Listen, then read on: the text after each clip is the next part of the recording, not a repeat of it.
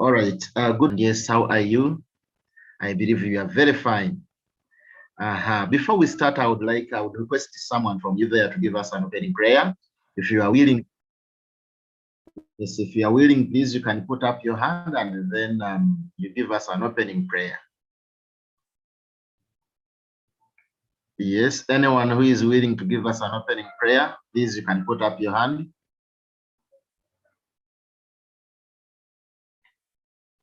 Hey, waiting for you people. Anyone willing to give us an opening prayer?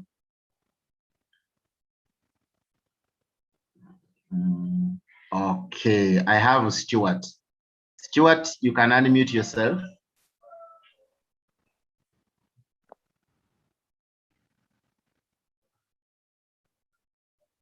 Yes, Stuart.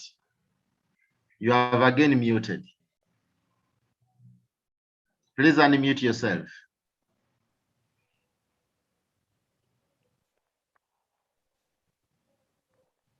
Hello, good morning. Good morning. How are you? Fine, how are you? I'm okay. Let's have an opening prayer. Okay, let's pray. Mighty Father, we thank you for this day. We thank you for a new day in our lives, Almighty Father Jehovah. It's not by our power, but it's by your power, Almighty Father Jehovah. As we start this day, may you lead us, Almighty Father. Let each and every decision we take be by you, Almighty Father Jehovah.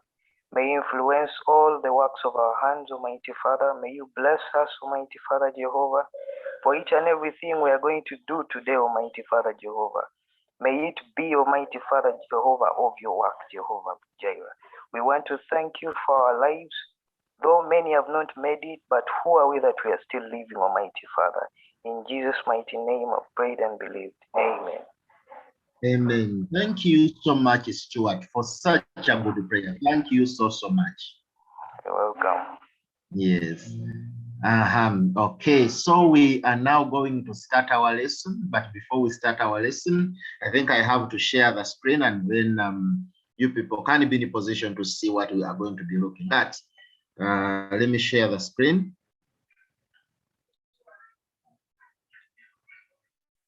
Okay, I believe you people can see what I've put on the screen. Okay, so here we are. We are, of course, going to have yet another lesson of history. And if I'm not mistaken, this is, I think, lesson 4. And here we are. So, of course, I always tell you that this program is funded by Edify Uganda. And, of course, Edify Uganda has an aim, or Edify believes that every child deserves to learn and flourish. Okay. So Edify, of course, is working together with the Christian School Owners Association, together with ITAU, that is ICT Teachers Association of Uganda, and of course the government of Uganda is also part of this program. So you can see how we are moving on. Yes, Edify, as you can see, and this is Senior 5 History, of course, by me, Teacher Busuulwa Joseph. Yes, the lesson we are, of course, dealing with Napoleon Bonaparte, 1799, 1815. I always tell you, don't get confused by the 1799 year that you see there. He was not born in 1799, but he started ruling France in 1799, up to 1815, when he was finally defeated at the Battle of Waterloo. Of course, my telephone number is just down there, and my email address is also down there, as you can see. Yes. Edify. Now the lesson objectives. Today we all need to know. We are going to look at the elements of Napoleon's foreign policy. We are going to look at what he did outside France. We looked at the domestic policy the other time. We also need to look at his foreign policy. Yes, here we are, and we are looking at aspects of Napoleon Bonaparte's foreign policy. Okay. Before Napoleon, before I give you what I have prepared, of course, I have a lot that I've prepared for you. I would like to know whether there is someone who has read ahead of us, someone who at least knows some of the elements, some of the aspects of Napoleon's foreign policy. You may not be elaborative because this is, of course, too much. You just tell us if you know some of the elements of Napoleon's foreign policy. Anyone there who has at least read ahead of us, and he or she has some elements, some aspects of Napoleon's foreign policy? Do I have one there? You are not necessarily required to explain a lot. You can try to show me that you have at least read ahead of us. You may not need it to be so much elaborate. Oh, no one has read ahead of us because I'm not seeing any hand up. Okay. All right. Okay, I have Reina. Reina has something to tell us. Yes, teacher. Does the foreign policy talk about the continental system? Yes, that is part of the foreign policies, what Napoleon did outside France. That is part of it. Okay. Yes, please. Thank you. Any other? Yes, even if you are not sure, just like, you can, I have Enrico. Yes, you can unmute yourself. Hey, Stuart. What has happened? Stuart, you've again muted. Please unmute. Oops. Stuart, unmute. I think you've got. Yes. Hello. Oh, I think you've got. Okay. Someone had his hand up. You've gone off. Stuart, what is happening? You can unmute. I can see your hand is still up.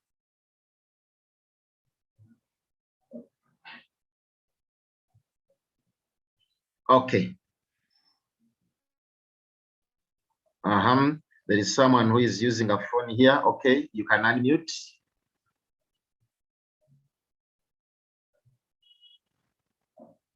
Someone who is, yes.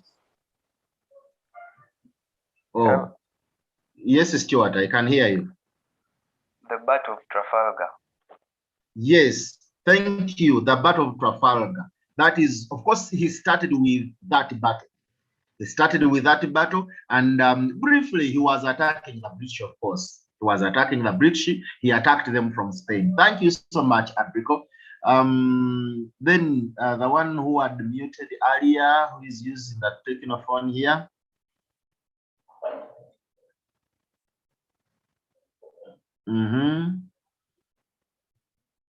Waiting for you to unmute. I can see your hand is up. Please unmute yourself.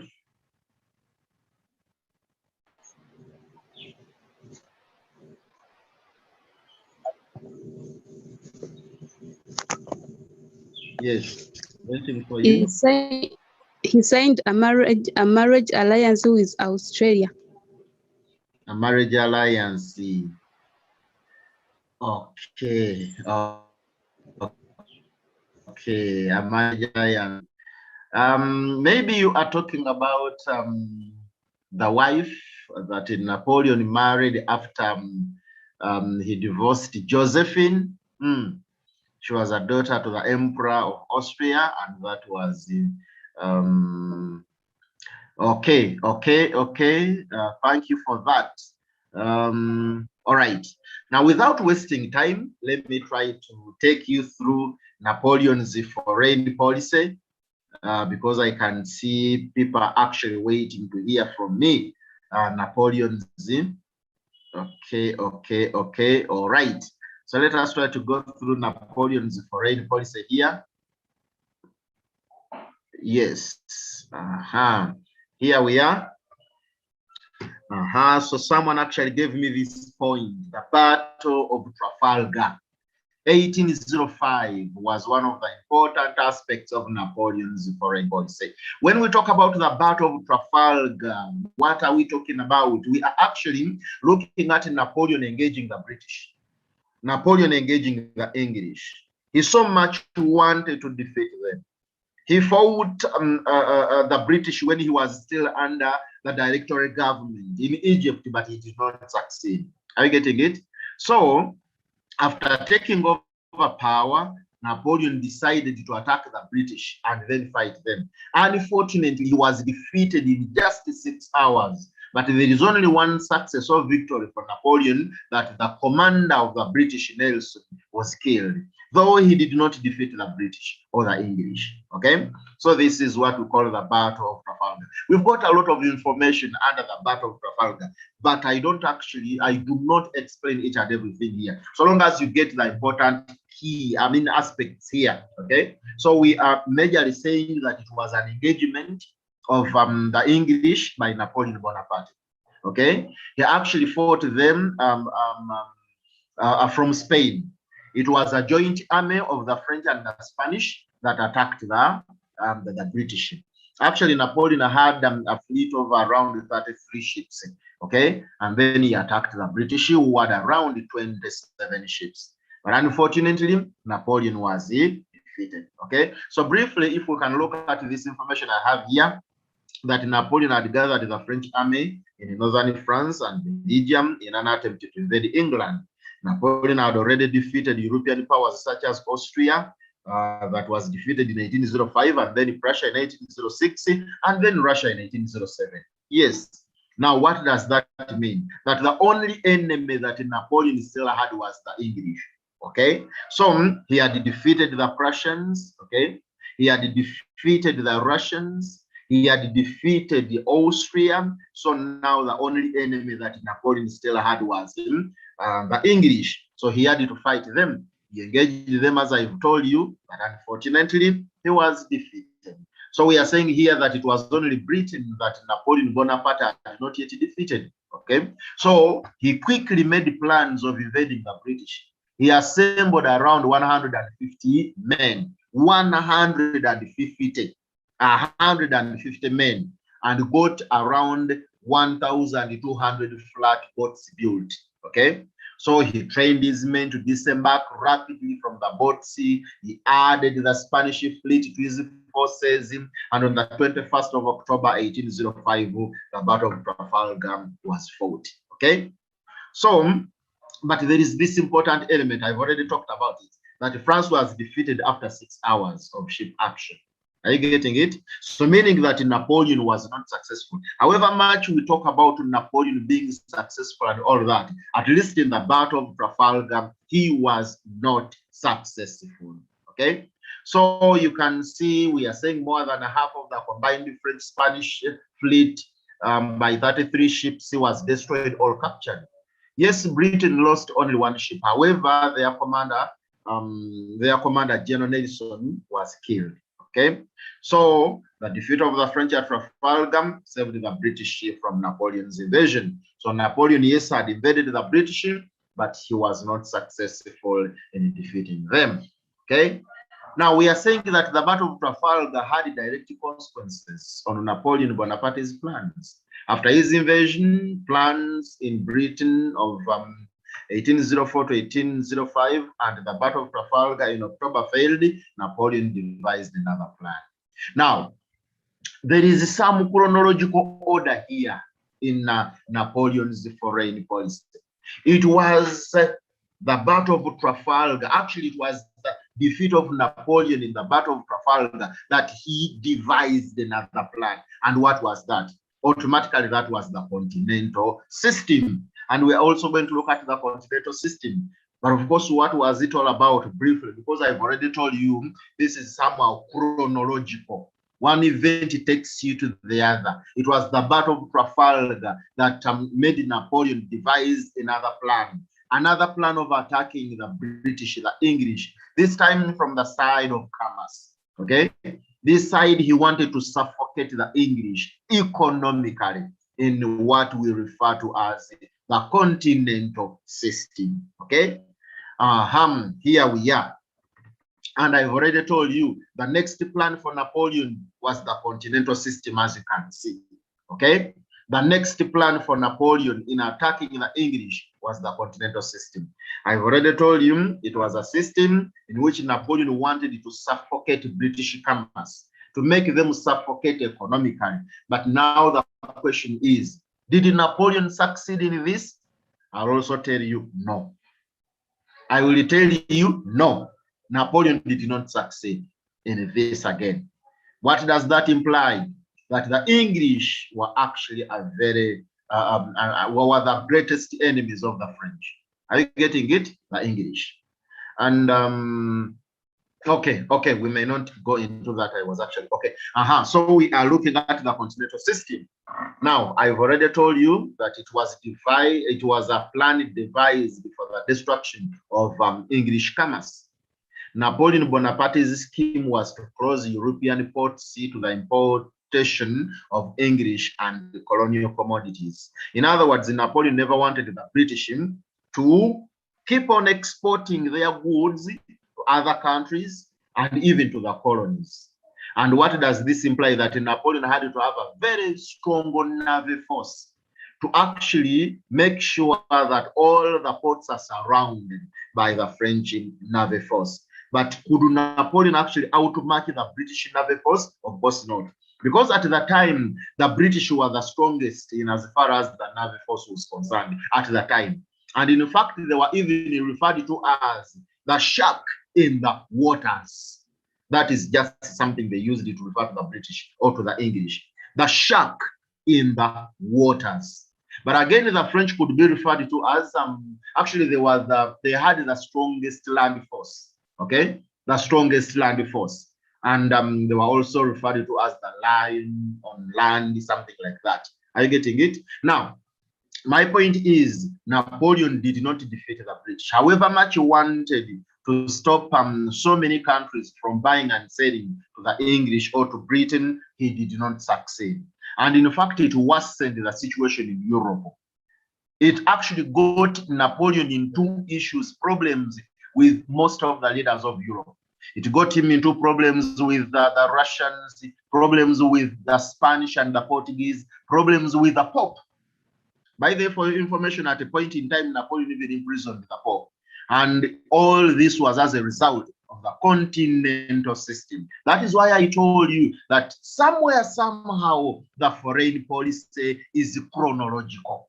One event leads us to the other. Okay? So we are saying that he wanted to stop the English from selling their goods to other countries. And of course, he also wanted the English to keep on buying goods from other countries. But of course, it could not work out. At that time, the English were in fact, Britain, all England was referred to as the workshop of the world, meaning that the British or the English were sailing to almost all other countries in the world. They had got industries way back in 1775. Britain was the first country to get industries in the world, okay? The first country to industrialize, and this was 1775. Okay, so meaning that the British were sailing to almost all the countries in the world. So Napoleon's continental system was actually too bad for the world, for Europe at that time, because by stopping people from buying from the workshop of the world, it was a disaster. It even backfired. Napoleon himself, who actually came up with the continental system, also kept on smuggling goods from Britain at night. Can you imagine? So meaning that it backfired. Those days when we were still in school, we could call it boomerang. Are you getting it? But these days, we are no longer encouraging students to use such statements that the continental system boomerang. No, we are no longer actually encouraging you to use such statements. Okay, here we are. Here we are. This is some other information about the continental system.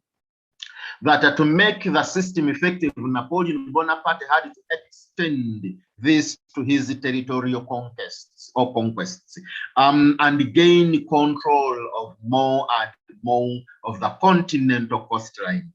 On her part, England wished to stop Napoleon Bonaparte from carrying out his grand scheme. So England used all her power to keep European ports open and force her goods into European markets. So you can see the English could not just use a scheme of stopping their goods from reaching other European countries. No, they also came up with something. And what was it? They used force now. They forced their goods into the market, into the other countries of Europe at the time. Are you getting it? So this was the continental system. All that information is all about the continental system. But now, there is something we also need to know. We are saying the continental system led to profound effects in Europe, like the rise of prices of daily commodities. Indeed. Indeed. Remember, we are looking at a system where Napoleon was stopping other countries from buying goods coming from Europe, from England. Yet I've already told you that England at the time was even referred to as the workshop of the world. Now, by stopping people from buying goods from the workshop of the world, you are actually causing scarcity of essential goods. And the scarcity of essential goods led to an increase in the prices of these goods. And then people started crying out. Are you getting it? Automatically, the demand was too high. The demand was too high compared to the supply of goods in Europe at that time. And once the demand is too high compared to the supply of goods, we in most cases get what we call demand pull inflation. So there was demand pull inflation in Europe. Are you getting? So the prices of essential goods rose up. And at the end of the day, people started crying out. People looked at Napoleon as an enemy. But before, Napoleon had a dream of actually making the English kneel down for him. He actually thought that by suffocating their commerce, the English would kneel down for him. I am telling you, this backfired. Are you getting it? Napoleon never realized that dream of seeing the English kneeling down for him. Okay? From the chart, yes. Is there any lesson from history? Okay, I think someone thought we've got another lesson of history apart from this one here. No, we only have this one in a week. Okay, this is Rona. We only have one lesson in a week, right? Okay, so we've actually been talking about the profound effects of the continental system.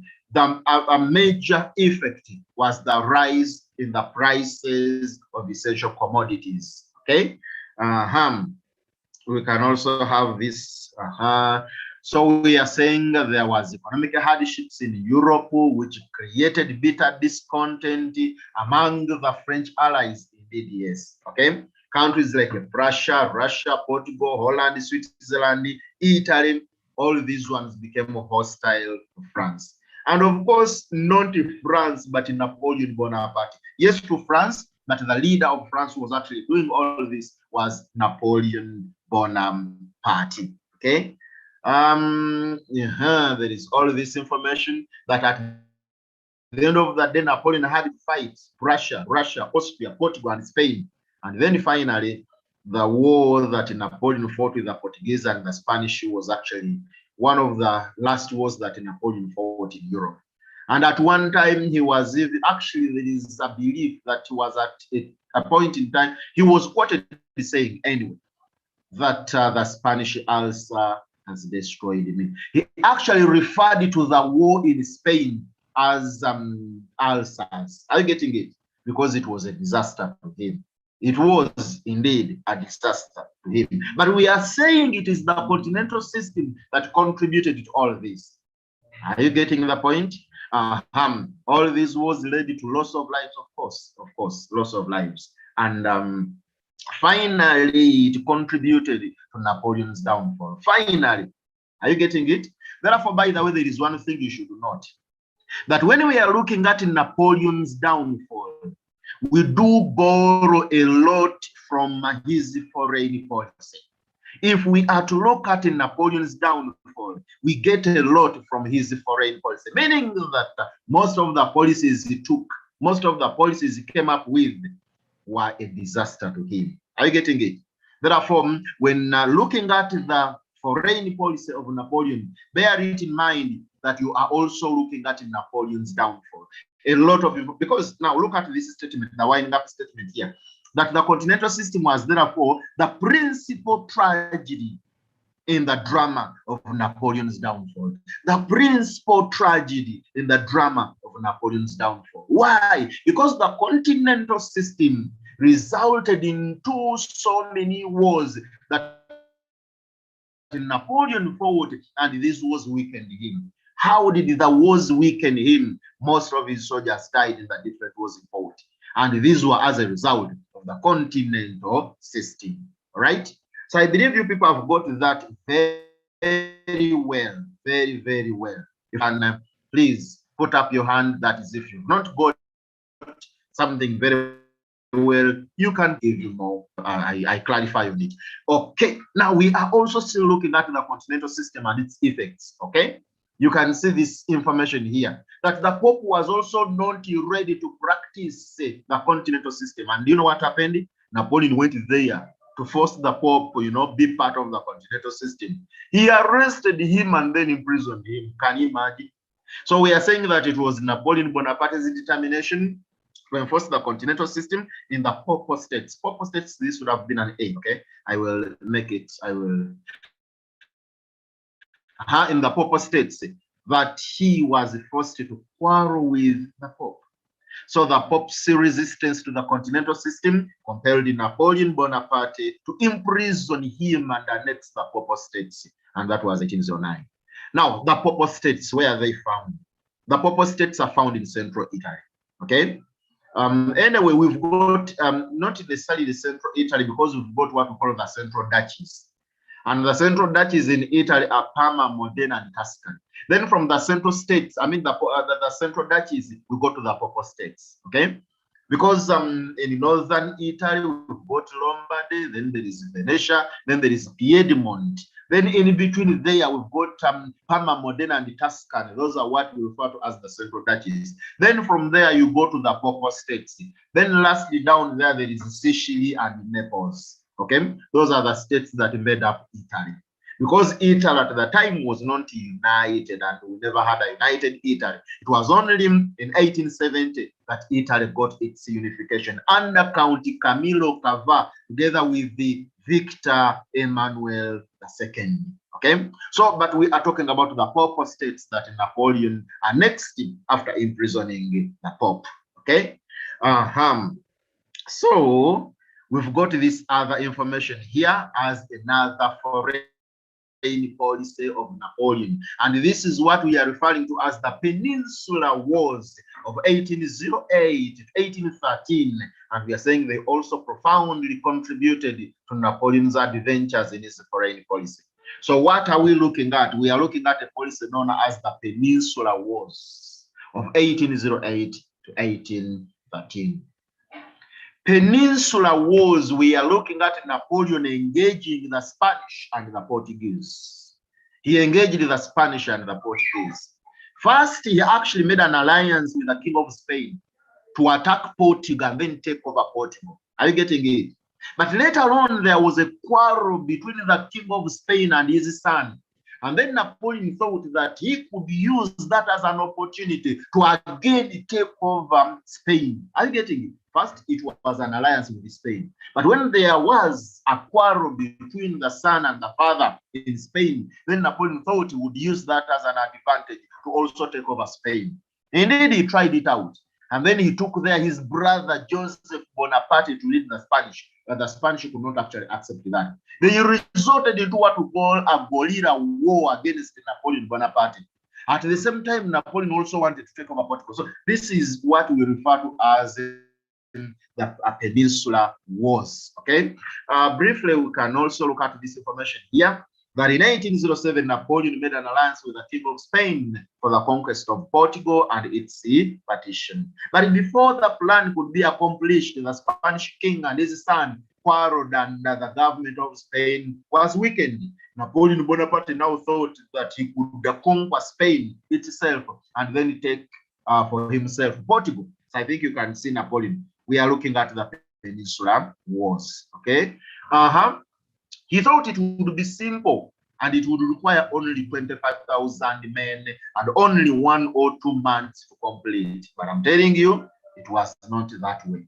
That is what Napoleon expected, but that did not actually, it didn't happen according to how he thought. Okay, so Napoleon sent his army to Spain to overthrow the King of Spain. He replaced him with his brother Joseph Bonaparte, whom he brought from Naples. Okay, and Naples is one or was one of the states in Italy before its complete unification in 1870. Okay.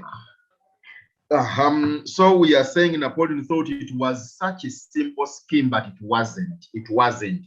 But that is what he believed in. Okay. Okay. So Napoleon to Napoleon Bonaparte's surprise, the Spanish did not willingly give up their independence. I've already told you this. Okay.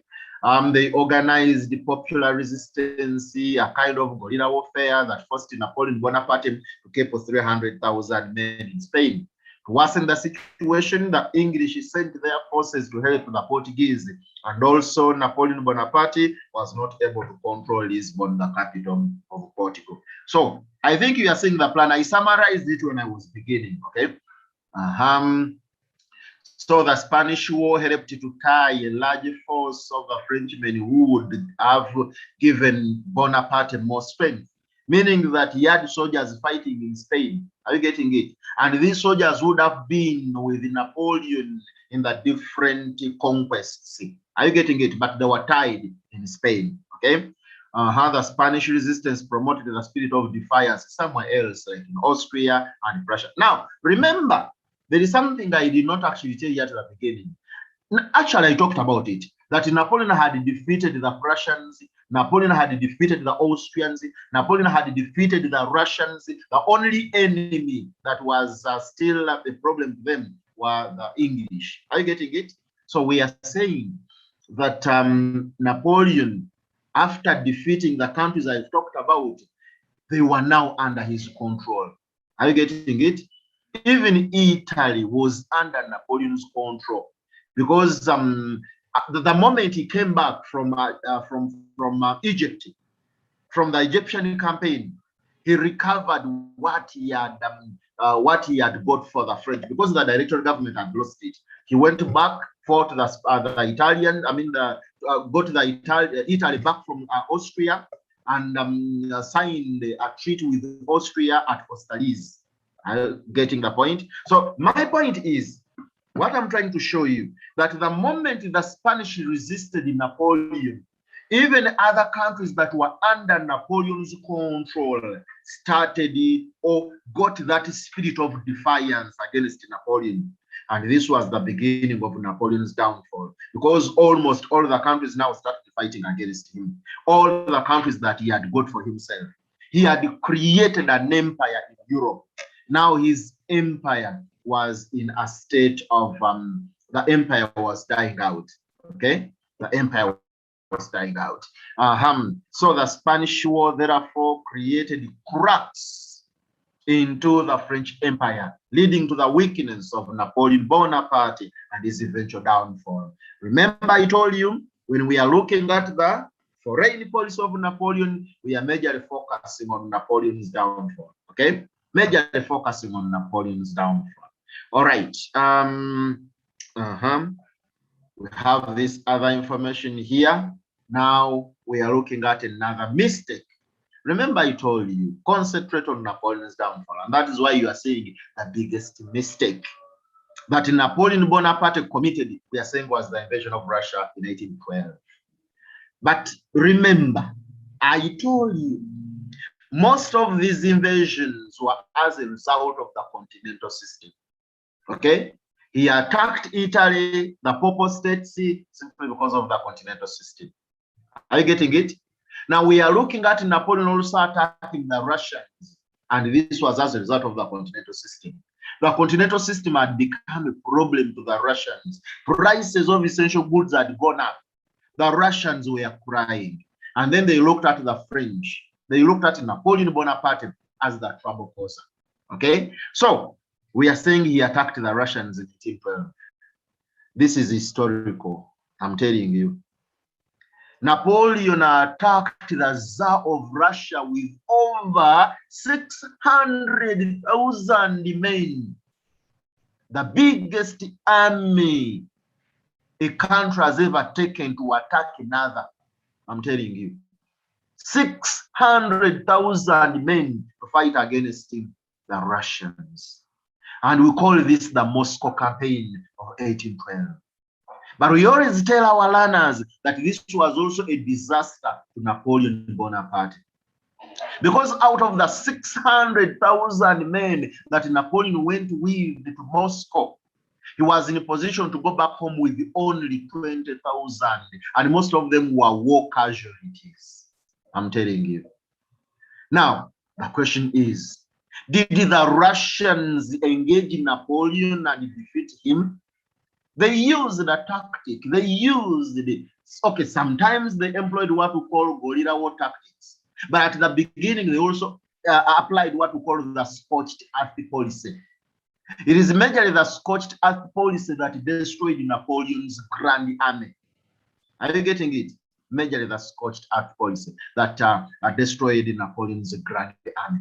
In fact, there is also a belief that when the Tsar of Russia, okay, King Oza Alexander I, when he actually heard that Napoleon was coming to attack him with a grand army of 600,000 men, he told his people, we are actually not in a position to fight Napoleon.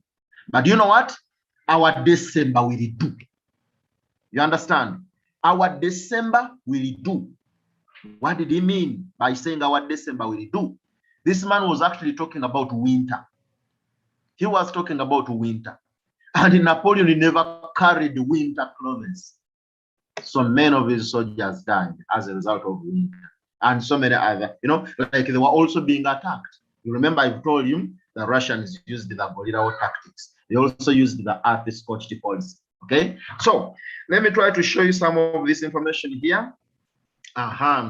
This was known as the Moscow campaign of 1812.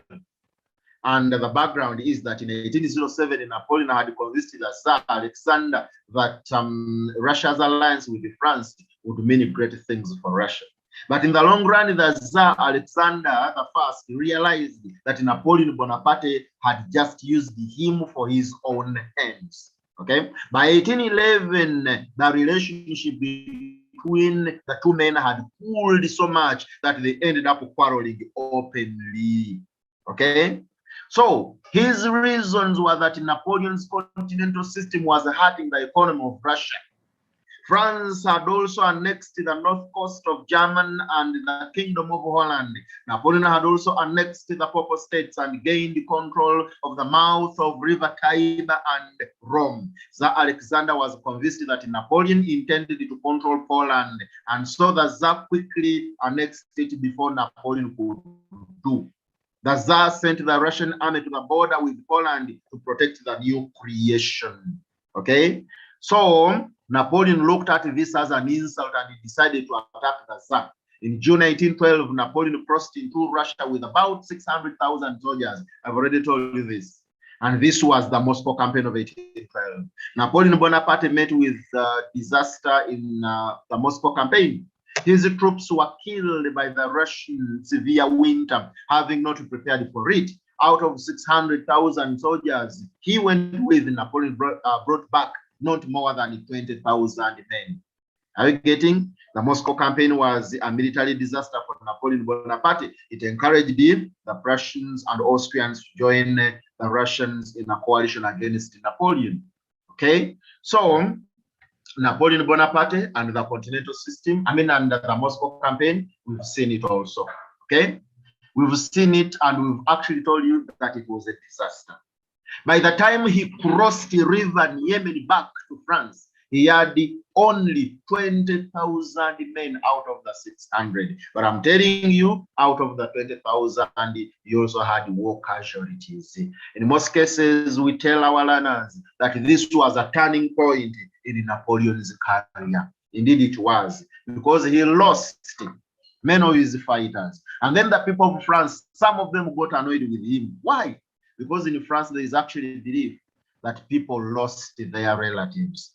If you didn't lose a friend, automatically you lost a grandpa, you lost an auntie, you lost an in-law. Are you getting it? So it was indeed a disaster to Napoleon Bonaparte. Are you getting it? Now, there is somewhere where you told you that the Tsar of Russia, when he saw Napoleon going to France, to Moscow with a grand army of 600,000, he said, we shall not bother fighting Napoleon, our December will do. Now, if you want to bring that statement, do not quote.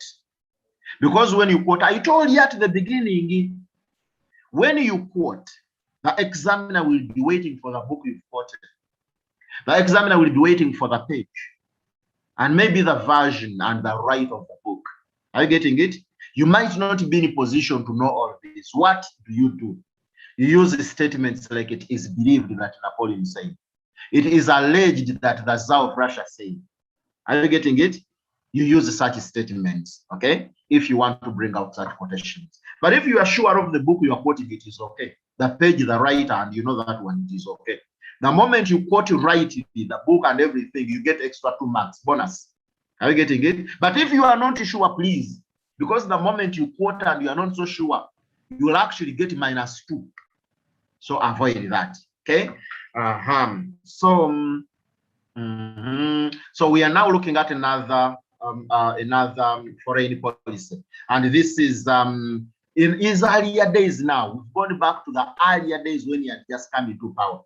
Okay, Napoleon signed a peace treaty of Luneville, and that is in 1801. A peace treaty of Luneville, and this was between him and Austria. Okay, so we are saying the Treaty of Luneville, 1801, was signed between France and the Austrians after the famous Battle of Marengo. Yeah, Napoleon at the beginning defeated the coalition. Okay, he defeated the second coalition, and the coalition of Austria, Russia.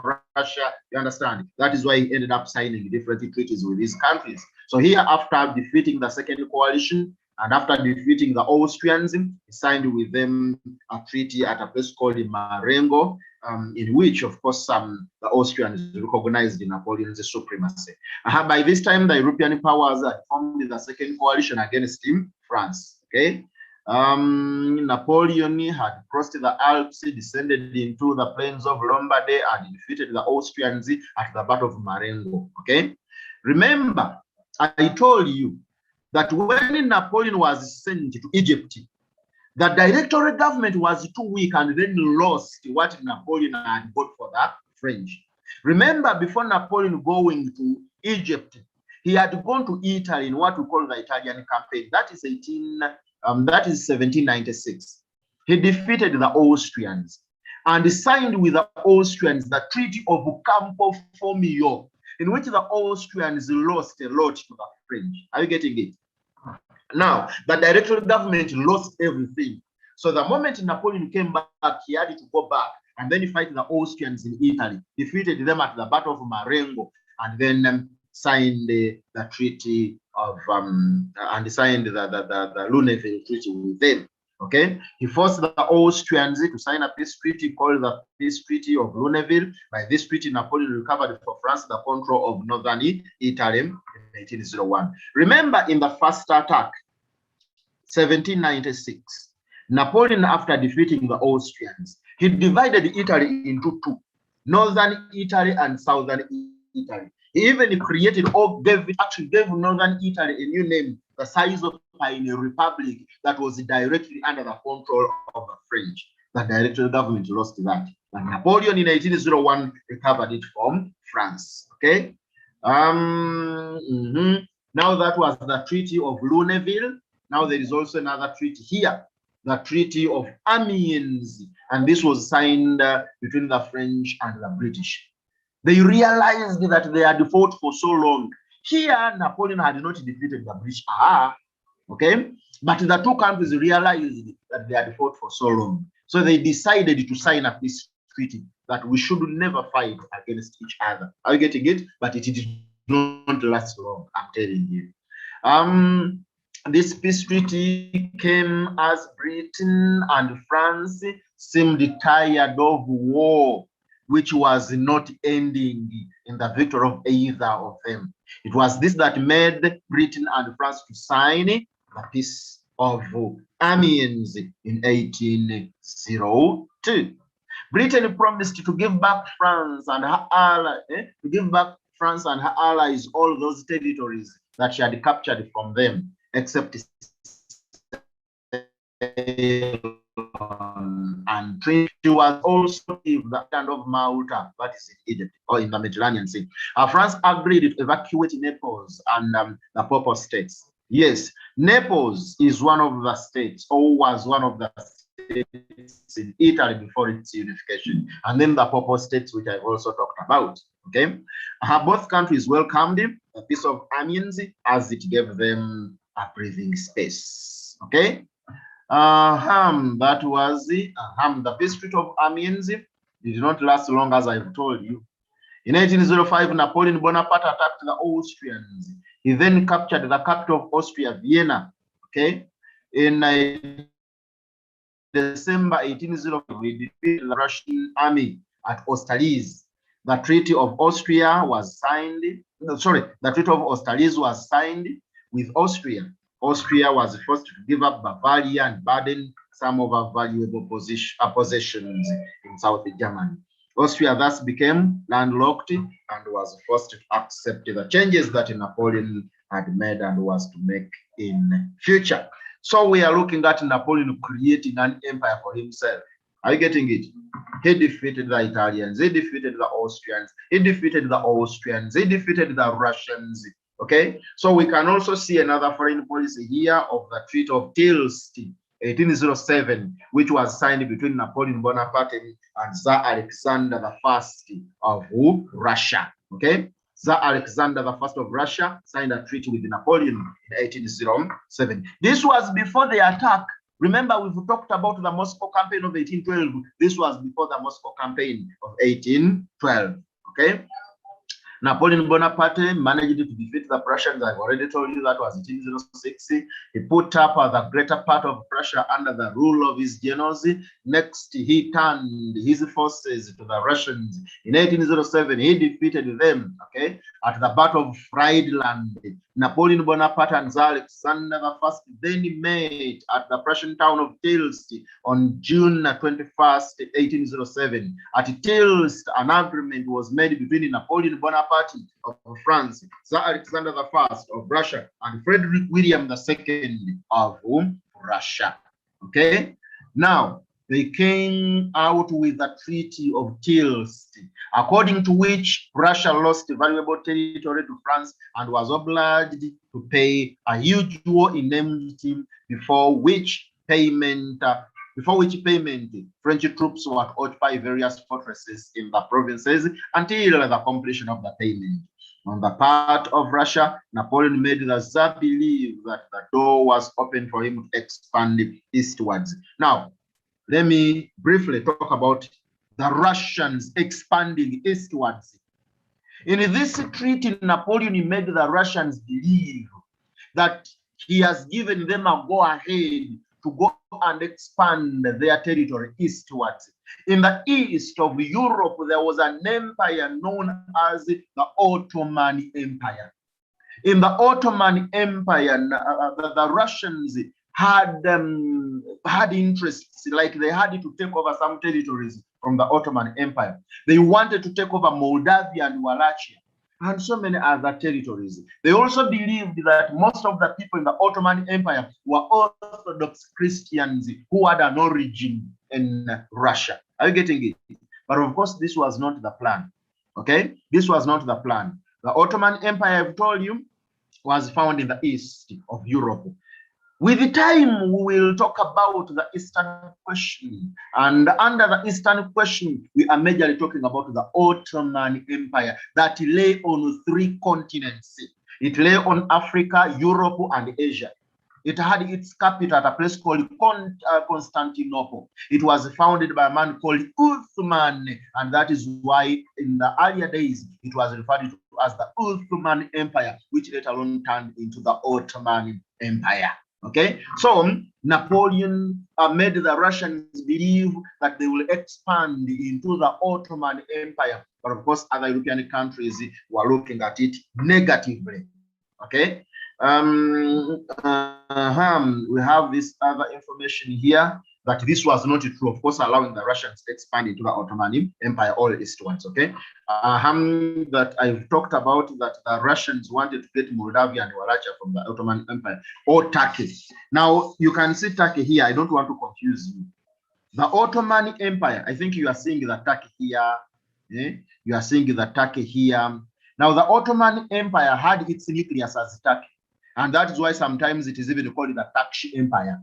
Okay, and then the Sultan of Turkey was the controller of the Ottoman Empire. Okay, from a capital known as Constantinople. So the Russians wanted to take over from the Sultan of Turkey to control most of the territories or states under the Ottoman Empire, and that is what they thought Napoleon had given them a go ahead or a green light to go and take over the states in the Ottoman Empire. Okay.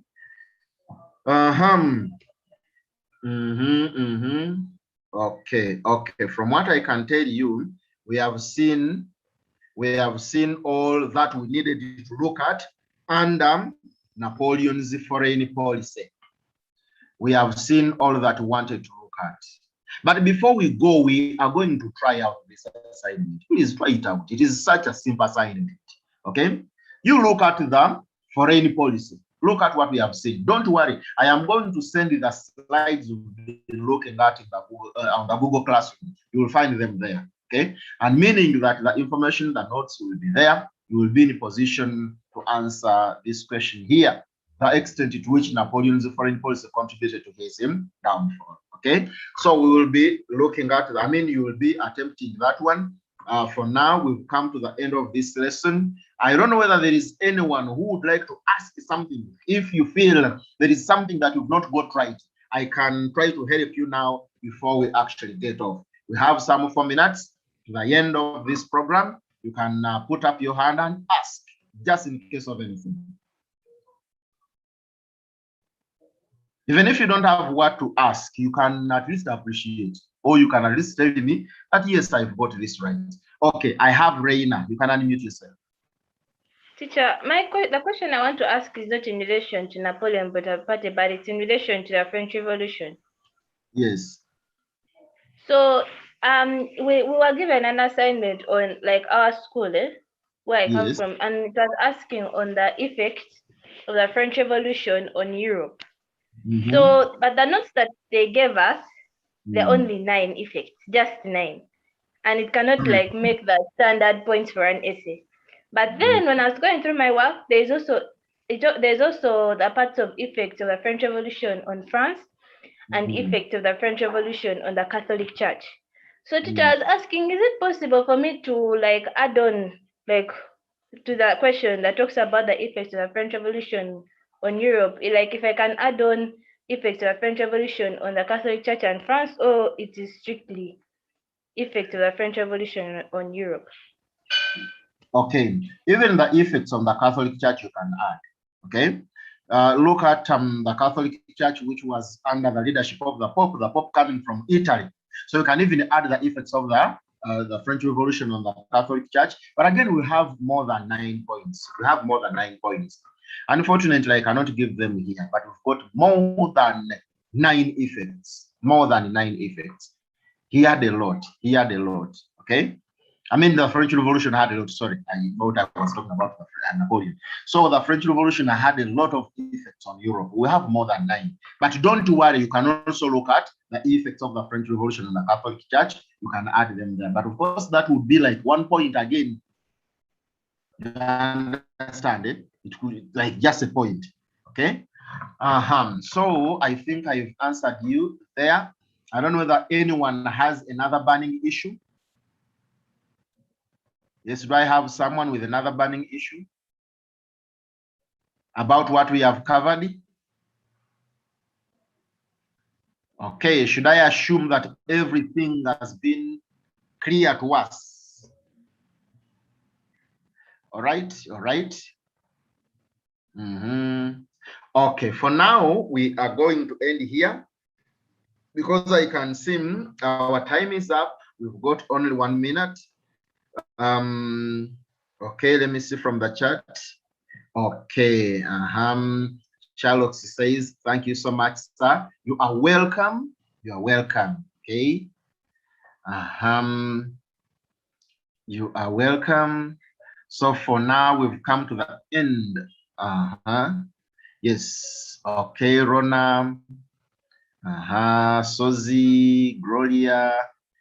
You are welcome, Irina. You are welcome. Okay.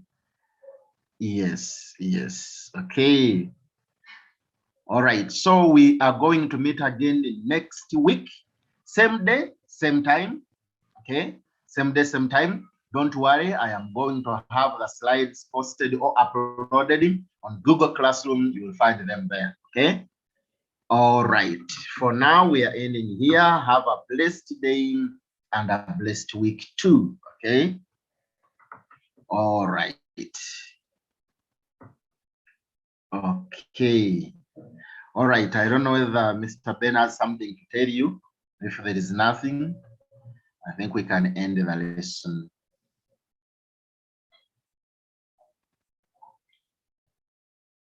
Okay. I think.